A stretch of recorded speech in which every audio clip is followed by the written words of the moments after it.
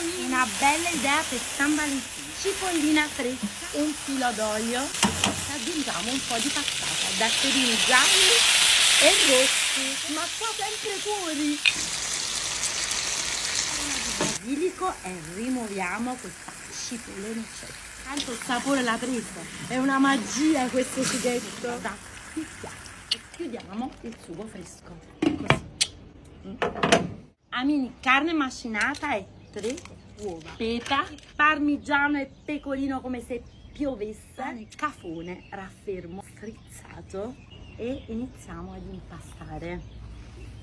Guardate quanto è bello, è un bello matrimonio. La polpetta mette d'accordo tutti, soprattutto a San Valentino. La serata è lunga, perché la polpetta è amore. Perfetto, a sentimento io metto un altro po' di pecorino, perché è quello che dà una forza speciale. Ma Tinky dov'è? Ho preparato il finocchio e le carote, ma non viene. Non è venuto. Oliamo i nostri stampini. Così. Diamo un fondo, vedete? Un po' di fior di latte. Basilico, ok, al centro ci mettete una sorpresa, un uovo sodo.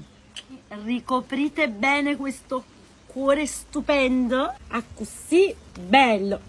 Date qualche schiaffetta a questo cuore, ogni tanto ci vuole, a qua e a là. Va e subito a fare la prima faccia. Seconda mini, eccolo qua.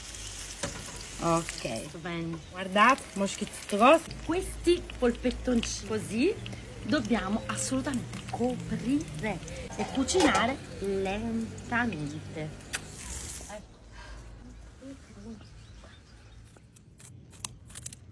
Amini, rigiriamoli. Voilà. E tua. Oh! E mettiamo nel sugo. Ultimiamo un po' di cottura in questo sugo, un po' di violette selvatiche. Ma voi vedete quello che vedo io? L'amore. Amini, il nostro piatto è quasi pronto. Spengo il sughetto sul fondo del vostro piatto, fondete a macchia d'olio, un po' di parmigiano sul fondo, un po' di violettine, pepe, basilico e il vostro piatto d'amore è pronto. Dobbiamo soltanto aprirlo. Eccolo qua. Amini, buon San Valentino di cuore a tutti. Vi amo, la vostra Fio. Ciao.